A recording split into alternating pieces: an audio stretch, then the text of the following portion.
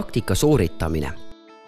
Praktika ajal arendatakse õppija üldisi ja praktilisi erialaseid pädevusi, seostatakse teoorias õpitut, kujundatakse kutse või erialaga seotud hoiakuid ning suundumusi, osaletakse õppija isikliku arengu kujundamisel, antakse tagasisidet õppija poolt tehtule, nõustatakse praktika dokumentatsiooni koostamisel.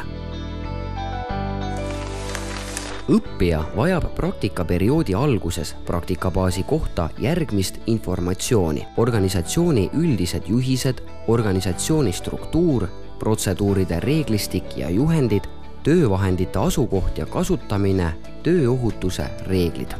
Loodud alusdokumendid loovad kindla raamistiku ja fikseerivad kõikide poolte ülesandeid.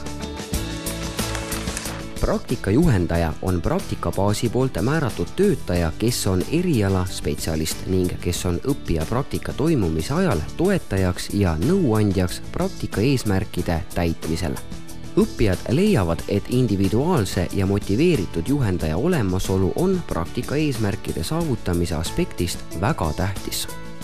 Tulemusliku praktika üheks eelduseks on pidev kohtumine praktika juhendajaga, et analüüsida praktikal omandatud teadmisi, kogemusi ja oskusi.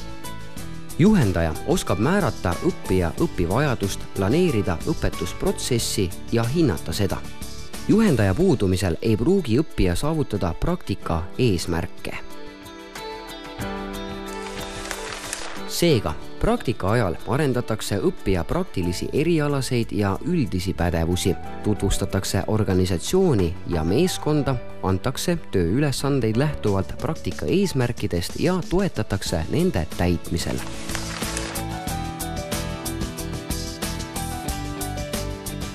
Individuaalne juhendamine ja tagasisidestamine on väga oluline üliõpilase arengu seisukohalt, sest kõrgkool vajab tagasisidet, üliõpilane vajab tagasisidet.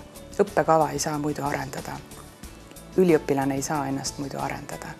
Ja tagasisidestamise vorme on väga mitmeid ja erinevaid ning nüüdsest oleme loonud ka sellise e-õppetoe, mis lihtsustab tunduvalt tagasiside andmise protsessi. Ma arvan, et praktika õnnestumises on kõige olulisem roll praktikandil endal. Ta peab ise olema initsiatiivikas, aktiivne ja arvestama sellega, et keskmises Eesti ettevõttes ei ole tööl inimesi, kelle põhitööks oleks praktikantide juhendamine. Nad teevad kõik oma põhitööd ja juhendamine toimub selle põhitöö kõrvalt. Selleks, et praktika annaks oodatud tulemuse, on tähtis pidev suhtlus ja koostöö kõrgkooli, praktikaasutuse ja tudengi vahel. Tudengi jaoks on väga oluline praktikaasutuse poolne suunamine, juhendamine ja toetus.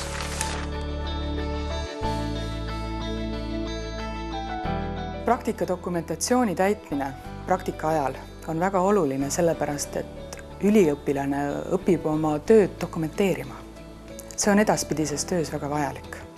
Ja see on selline protsess, mis ka distsiplineerib ja samas aitab tal ka kokkuvõtteid teha tehtud töödest juba. Praktika dokumentatsioon on kindlasti oluline ja ma arvan, et eriti oluline on ta tudengi ja kõrgkooli jaoks. Ettevõtte seisukohast ma arvan, et on sama oluline või isegi olulisem see, et oleks hea kontakt praktikandi, kõrgkoolipoolse juhendaja ja ettevõttepoolse juhendaja vahel. Oluline on juba praktika ajal täita vajalikud dokumendid, kuna just nii saab parema ülevaate praktikal toimunust ja enda arengust.